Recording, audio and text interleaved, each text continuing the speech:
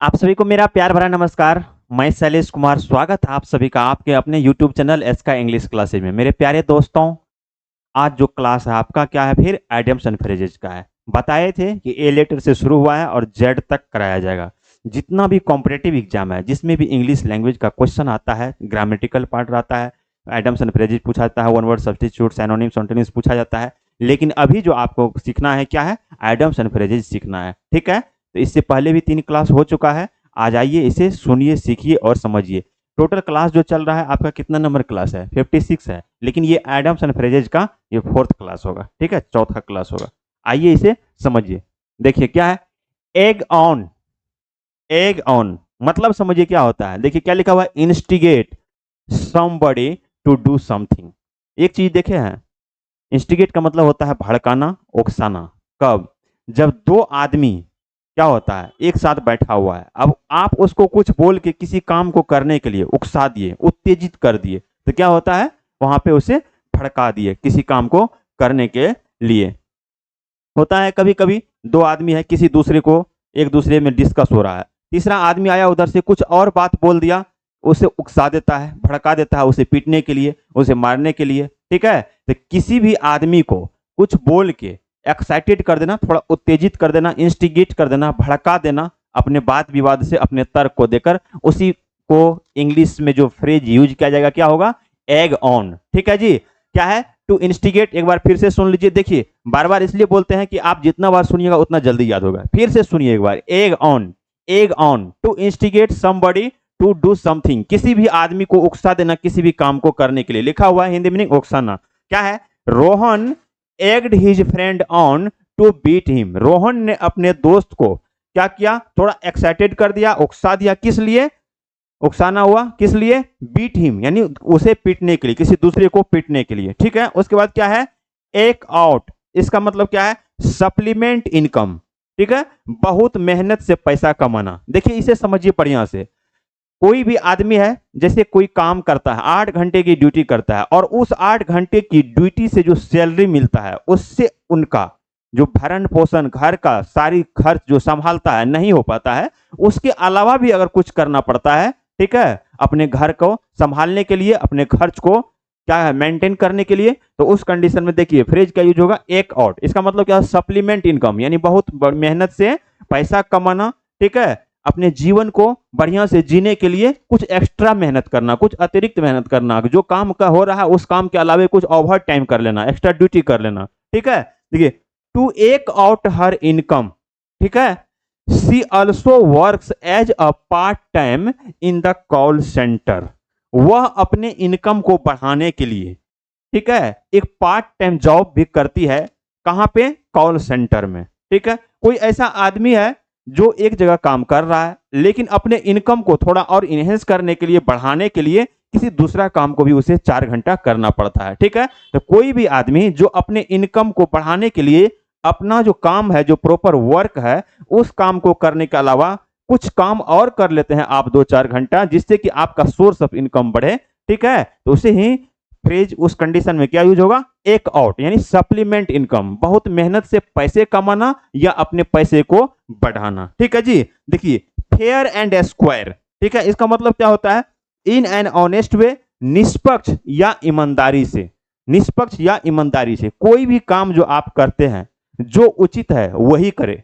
ठीक है, या कोई आपको बुलाया गया डिसीजन के लिए, ठीक है, वहां पे अगर डिसीजन देते हैं तो जो निष्पक्ष होना चाहिए, किसी के पक्ष में नहीं, जो ईमानदारी पूर्वक होना चाहिए वही करना चाहिए। ठीक है, तो क्या है, fair and square. You should always do your work fair and square. आपको अपना काम हमेशा ईमानदारी से करना चाहिए। ठीक है, ईमानदारी से किया गया काम जो होता है उसमें क्या होता है, डेवलपमेंट होता है। कोई भी काम कीजिए आप ईमानदारी से कीजिए। या कोई भी आदमी पढ़ा रहे हैं या कोई स्टूडेंट पढ़ रहा है, स्टूडेंट को भी अपना होमवर्क क्या करना चाहिए, ईमानदारी से करना चाहिए। करने का मतलब क्या, जो उसका पढ़ाई है उसमें कंटिन्यूटी रहना चाहिए। इसने ये नहीं कि अब घर पे गार्जियन फोन किए तो बोल दिए कि पापा पढ़ रहे हैं और बेटा इधर रील्स देख रहे हैं। ठीक है, गाना सुन रहे हैं उधर भी कि पापा कहते थे बेटा नाम करेगा, लेकिन पापा कहते थे बेटा नाम करेगा, लेकिन बेटा क्या कर रहा है, इधर रील्स देख रहा है, एकदम स्लाइड स्लाइड। ठीक है, देखिए रील्स देखने का नशा बहुत खराब होता है। एक देखे दूसरा बड़ा है, एक देखे दूसरा बड़ा है, बहुत टाइम किल करता है। ठीक है, मन नहीं लग रहा है, 1-2 मिनट देखे अलग बात है, लेकिन ये नहीं एकदम घंटों घंटा यूज कर रहे हैं। सोशल मीडिया से जानकारी लेना, इंफॉर्मेशन लेना सही है, वहां भी बहुत सारा जानकारी रहता है, लेकिन इस चीज को ध्यान में रखते हुए ये नहीं कि आपका यूज सोशल मीडिया कर रहा है। ठीक है, आपका यूज सोशल मीडिया न करे। कि बहुत आदमी सोशल मीडिया का यूज करके पैसा भी कमाता है, वहां से नॉलेज भी लेता है, लेकिन आप अपना यूज सोशल मीडिया में मत होने दीजिए कि 4-4 घंटा लगे हुए हैं। तो अपने काम को ईमानदारी से कीजिए। ठीक है, इसलिए कहा गया है honesty is the best policy, ईमानदारी सबसे अच्छी नीति है। किसी भी काम को ईमानदारी से करना चाहिए। देखिए क्या है, a fair weather friend, selfish friend, ठीक है, who are with us only in comfortable situation. ठीक है, सेल्फिश फ्रेंड, आप देखे होंगे जब आपका वक्त अच्छा रहता है तो आपका बहुत सारा दोस्त होता है, लेकिन वक्त जब खराब होता है तो दोस्त क्या होता है, निकल जाता है। कहा गया पैसा हमारे हाथों में तो दोस्त हमारा लाखों में। पैसा बेचारा हट गया, दोस्त भी बेचारा हट गया। ठीक है, तो वही है क्या, फेयर वेदर फ्रेंड। देखिए हिंदी मीनिंग देखिए, स्वार्थी या सुख समृद्धि का मित्र जो परेशानी में साथ छोड़ दें। ठीक है, ऐसा मित्र जब तक आपके पास में पैसा था, आपके पास में धन दौलत था, आपके पास में समृद्धि था, तब तक आपसे वो मित्रता रखे, आपसे दोस्ती रखे। जैसे आपका पैसा खत्म हो गया तो वो भी खत्म हो गया। ठीक है, वो भी आपको छोड़ के चला गया। ऐसे दोस्तों से बच के रहना चाहिए। ठीक है, तो भरपूर यूज करेगा, यूज एंड थ्रो का सिस्टम है, यूज करेगा छोड़ देगा और चला जाएगा, बस निकल जाता है। तो ऐसे मित्रों से बच के रहिए। ठीक है, मित्रों से बच के रहिए। एक होता है दोस्त तो एक होता है दोस्त, है ना, तो ऐसे ऐसे दोस्त है, दोस्त नहीं है वो। ठीक है, इस सब से बच के रहिए। Always beware of fair weather friend. देखिए हमेशा जो ऐसे फ्रेंड है, फेयर वेदर फ्रेंड, ठीक है, इन लोगों से बच के रहना चाहिए। ठीक है, किससे, स्वार्थी से बच के रहना चाहिए। इससे पहले लिखा गया था, देखे होंगे गेट उठ पे क्या लिखा रहता था, कहीं जाते होंगे, बी वेयर ऑफ डॉग, कुत्तों से सावधान रहे। अंदर में लोग कुत्ता पालता है, लेकिन उससे सावधान मत रहे। ठीक है, आजकल आदमी भी काटता है, जो ठग के चला गया, आपको बेवकूफ बना के चला गया। ठीक है, अपना काम निकाल लिया, समझिए वो काम निकाल के नहीं गया, आपको काट के घायल कर दिया है, समझे। तो ऐसे लोगों से थोड़ा बच के रहिए। ठीक है, बातचीत में भी आप यूज कर सकते हैं, बहुत बार एग्जाम में भी आपको आएगा, और इंग्लिश बोलने में, इंग्लिश पढ़ने में, इंग्लिश लिखने में भी क्या होगा, हेल्प मिलेगा। इंग्लिश जब वीडियो लेक्चर जो आप देखिएगा तो आपको लगेगा कि थोड़ा इतना देर से देख रहे हैं, मन उब रहा है। ठीक है, इसे मन लगा करके देखिए। रील्स देखिएगा मजा आएगा, वीडियो लेक्चर देखिएगा इंग्लिश का तो मजा नहीं आएगा, लेकिन आगे काम यही देगा। रील्स देखिएगा मजा आएगा, लेकिन आगे काम नहीं देगा फ्यूचर में, समझ गए। सॉरी। इसके बाद क्या है, देखिए, from the bottom of the ones heart, क्या है, हार्टली, तहे दिल से या दिल के गहराइयों से। हमेशा आदमी बातचीत में बोलता, मैं आपको ये बात दिल की गहराइयों से बोल रहा हूं, तहे दिल से बोल रहा हूं। आप तो बोलते हैं हिंदी में एक दूसरे को तहे दिल से, दिल के गहराइयों से, लेकिन थोड़ा आज इंग्लिश भी समझ लीजिए। उसका क्या है, from the bottom of once heart, यानी दिल की गहराइयों से, तहे दिल से, ऐसे आप बोल सकते हैं। ठीक है, आई थैंक्ड हिम, मैंने उसे धन्यवाद दिया। From the bottom of my heart, मैं अपने दिल की गहराइयों से या तहे दिल से या अंतर आत्मा से। ठीक है, ऐसे भी बोल सकते हैं। ठीक है, फॉर दिस टाइमली सपोर्ट, एक समय पे, एक उचित समय था जिस टाइम में आपको किसी का मदद चाहिए था, उस समय पे, उस टाइम पे अगर कोई आदमी मदद कर दिया है तो आप उसको क्या किए हैं, तहे दिल से धन्यवाद दिए हैं। ठीक है, तो हिंदी बोलते होंगे आप कि तहे दिल से बोलते होंगे, दोस्तों के साथ बोलते होंगे। ठीक है, जरूर बोलते होंगे, बोलते हैं कि नहीं बोलते हैं, सो बात बताइए। दोस्तों के साथ बोलते होंगे, ठीक है, बोलते होंगे दिल की गहराइयों से, लेकिन आज इंग्लिश मीनिंग समझ लीजिए, from the bottom of once heart. ठीक है, देखिए क्या है फिर, फ्रॉम डोर टू डोर, द्वार द्वार तक या दरवाजे दरवाजे तक। ठीक है, दरवाजे दरवाजे तक क्या होता है, जब चुनाव आता है तो चुनाव में नेताजी लोग क्या करते हैं, दरवाजे दरवाजे तक जाते हैं, इस बार जिता दीजिए, अगले 5 साल में, है ना, पूरा विकास कर देंगे। पता चलता है 5 साल के बाद आया तो विकास पैदा हुआ कि विकास हॉस्पिटल में है, पता ही नहीं चलता है। लेकिन जिस टाइम में वोट मांगने के लिए आते हैं, दोनों हाथ ऐसे जुड़ा रहता है, जब जीत गए तो हाथ ऐसे पीछे चल जाता है। देखिएगा नेताजी लोग को, जब जीतने के बाद आते होंगे हाथ ऐसे पीछे में, कुर्ता पहने हुए हैं, ऐसे घूम रहे हैं। ठीक है, लेकिन जिस टाइम में वोट मांगने आते होंगे, देखते होंगे रोड पर से उतरे जब तक आपके दरवाजे तक आएंगे, दोनों हाथ जुड़ा रहता है ऐसे। ठीक है, देखिए क्या है, केजरीवाल विजिटेड, देखिए क्या है, Kejriwal visited, Kejriwal visited door to door, है ना, ड्यूरिंग लास्ट इलेक्शन।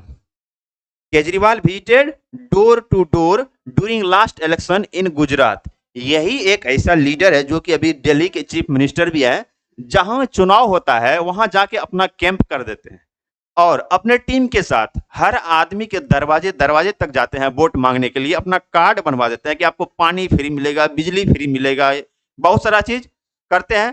खैर वो क्या करते हैं उससे कोई मतलब नहीं, हम आपको समझा रहे हैं कि अगर आपके रियल लाइफ से जुड़ा हुआ कोई एग्जाम्पल दिया जाता है तो वो आपको समझ में बढ़िया से आएगा, आपके बेटर अंडरस्टैंडिंग के लिए ये किया जाता है। सुनते सुनते याद हो जाएगा, वीडियो लेक्चर में आप शुरू से अंत तक बने रहिए, ठीक है जी।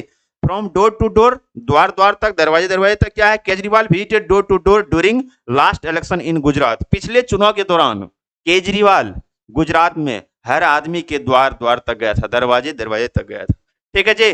नेक्स्ट देखिए, नेक्स्ट है fish in troubled waters to take benefit of others.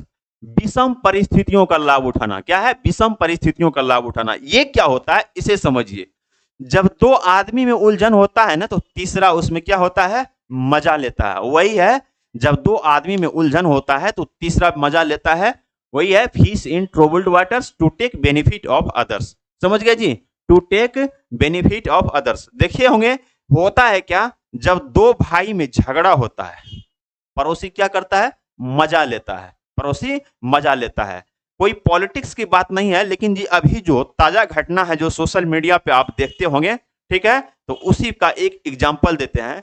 UP का एक घटना है अभी बलिया का। दुबे जी दो भाई थे, सत्य प्रकाश दुबे और ज्ञान प्रकाश दुबे। एक आदमी थे कौन, प्रेम प्रकाश यादव या प्रेम यादव ऐसे समझिए। तो क्या था, छोटा भाई का जमीन इसके अंदर में था, काहे कि दोनों भाई में क्या था, झगड़ा था। वही चीज है यहाँ पे, क्या है, फिश इन ट्रोबल्ड वाटर, विषम परिस्थितियों का लाभ उठाना। सेंटेंस को देखिए एक बार, आपका और ज्यादा कॉन्सेप्ट क्लियर होगा।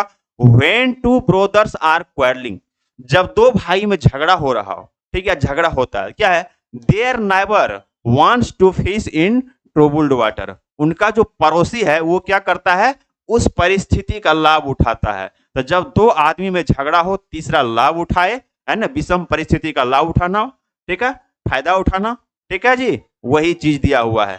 कौन, क्या है, phrase fish in troubled waters, याद रखिएगा, विषम परिस्थिति का लाभ उठाना, ठीक है। नेक्स्ट है French leave, to absent without information और परमिशन। जब आप कहीं भी किसी भी ऑफिस में काम करते हैं, लिखा हुआ है बिना सूचना के अनुपस्थित होना। फ्रेंच लीव का मतलब होता है आकस्मिक छुट्टी या बिना सूचना के छुट्टी होना। बिना सूचना के ऑफिस से निकल गए, बिना छुट्टी लिए अगर आप कहीं गए, ठीक है जी। तो देखिए इसे समझिए एक बार फिर से समझ लीजिए। French leave, to be absent without information और परमिशन, बिना सूचना के अनुपस्थित होना। जब आप कहीं भी कार्यरत हैं, किसी ऑफिस में काम कर रहे हैं, कार्य कर रहे हैं, और जो एक प्रोटोकॉल होता है, जो एक नियम होता है, व्यवहार के नियम की, जिस नियम के अंतर्गत आपको छुट्टी लेके निकलना चाहिए वो नहीं किया आप, लेकिन बिना कहे ऑफिस में किसी को बिना कहे छुट्टी पे चले गए, तो इसे ही क्या बोला जाता है, फ्रेंच लीव बोला जाता है। आकस्मिक छुट्टी या क्या, बिना सूचना के अनुपस्थित होना, बिना सूचना के अनुपस्थित होना। रोहन वाज पनिश्ड, रोहन को दंडित किया गया, क्यों किया गया, फॉर टेकिंग फ्रेंच लीव, है ना, आकस्मिक छुट्टी, बिना सूचना के छुट्टी जो पर चले गए, इसलिए उसे क्या हुआ, दंडित किया गया। और करना भी चाहिए, किया भी जाना चाहिए, ठीक है जी। फॉर द रेनी डे, इसका मतलब होता है पीरियड ऑफ वांट और नीड, इमरजेंसी। जब आप फाइनेंशियल सिचुएशन से सुलझने के लिए, भविष्य में कोई फाइनेंशियल सिचुएशन आए, फाइनेंशियल प्रॉब्लम आए, उस चीज से बचने के लिए आप जो पैसा बचा के रखते हैं, विषम परिस्थिति से निपटने के लिए जो पैसा बचा के रखते हैं, उसे ही क्या बोला जाता है, फ्रेज में क्या है, यहाँ पे देखिए, फॉर द रेनी डे, क्या है, फॉर द रेनी डे। ऐसे रेनी डे का मतलब लोग वर्षा का दिन भी होता है, ठीक है, लेकिन फ्रेज में क्या है, फॉर द रेनी डे, ठीक है। कठिन परिस्थितियों के लिए प्रबंध, कठिन परिस्थितियों के लिए प्रबंध, कठिन परिस्थितियों के लिए जब आप पैसा बचा के रखते हैं, मनी सेव करके रखते हैं, ठीक है, उसे वहां पे फ्रेज यूज होता है, क्या जानते हैं, फॉर द रेनी डे। देखिए सेंटेंस देखिए, यू शुड सेव मनी, आपको पैसा बचा कर रखना चाहिए, फॉर द रेनी डे, विषम परिस्थितियों के लिए, कठिन परिस्थितियों से बचने के लिए। समझ गए जी, बढ़िया से सुनिएगा, सब याद हो जाएगा, बिल्कुल आसान आसान है। देखिए उसके बाद क्या है, fancy price, fancy price, at demanded price, मुंह मांगी कीमत, एट डिमांडेड प्राइस।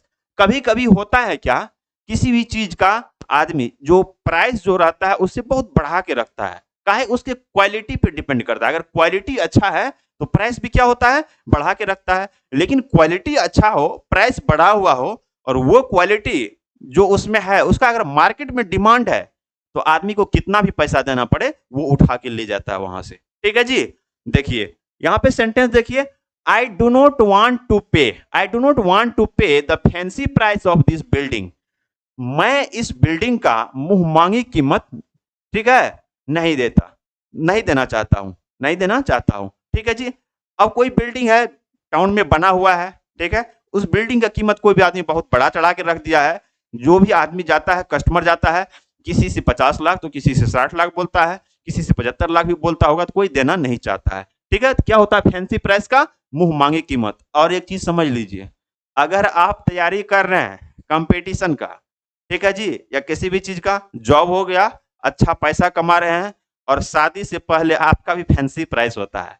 अगर लड़का गवर्नमेंट जॉब में रहता है ना, तो क्या होता है, लड़की वाले उठा के ले जाते हैं, चाहे क्या है, चेहरा कुछ भी हो चलेगा, पैसा होना चाहिए, पैसा। 50,000 रुपया सैलरी है, 60,000 रुपया सैलरी है, गवर्नमेंट जॉब में है, ले गए। उस टाइम में भी होता है क्या, आइए इनकम टैक्स में है, 50 लाख रुपया दीजिए, गाड़ी दीजिए, ठीक है, या एसआई है, सब इंस्पेक्टर है, 30 लाख रुपया दीजिए, गाड़ी दीजिए, उठा के ले जाते हैं लड़की वाले। ठीक है, तो आपका भी फैंसी प्राइस होता है। तो आप जो अपना फैंसी प्राइस बनाइएगा आपके मेहनत पे डिपेंड करता है। मेहनत कीजिए, पढ़िए, जॉब लीजिए, और फैंसी प्राइस में इंक्लूड हो जाइए। समझ गए। देखिए, फर्स्ट एंड फॉरमोस्ट, सबसे पहला या सर्वोपरि, सर्वोपरि सबसे पहला। First and foremost, a student should always complete his homework. सर्वोपरि, सबसे पहला, जो स्टूडेंट है उसका सबसे पहला काम क्या होता है, जो उसका अपना होमवर्क है ना उसे कंप्लीट करना चाहिए और डिसिप्लिन मेंटेन करना चाहिए। ठीक है जी। तो सर्वोपरि, फर्स्ट एंड फॉरमोस्ट का मतलब होता है सर्वोपरि, सबसे पहला। इंग्लिश बोलिएगा, आप कभी कोई सेंटेंस आ गया कि सबसे पहला काम ये है, आप बोल सकते हैं फर्स्ट एंड फॉरमोस्ट। वहां पे देखिए, सुनिएगा ना, तुरंत याद हो जाएगा और इंग्लिश बोलने में आपको हेल्प मिलेगा। बहुत नेम ऐसा आता है जो कि आप बोलते हैं सबसे पहला ये है, ये सर्वोपरि है, तो उस कंडीशन में आप फर्स्ट एंड फॉरमोस्ट का यूज कर सकते हैं। समझ गए जी। देखिए नेक्स्ट, अब यहीं तक था। ठीक है, इस वीडियो लेक्चर को आप लोग बढ़िया से देखिए, लाइक कीजिए, शेयर कीजिए, सब्सक्राइब कीजिए। ठीक है, अच्छा लगा तो थोड़ा अपने दोस्त लोगों को भी शेयर कर दीजिए और बोलिए सब्सक्राइब करने के लिए। ये फ्रेज ए लेटर से शुरू हुआ था, जेड तक कराया जाएगा। एक बार पढ़ लीजिएगा, आने वाले अंतिम समय तक, जिस टाइम में सांस चलता है ना अंतिम समय तक, तब तक काम आएगा आपको। किसी भी कॉम्पिटेटिव एग्जाम में बैठिएगा, वहां जरूर पूछा जाता है। ठीक है जी। वीडियो लेक्चर को बहुत बढ़िया से लाइक कीजिए, ठीक है, शेयर कीजिए और सब्सक्राइब कीजिए। Thank you for watching this video lecture. जय हिंद, जय भारत।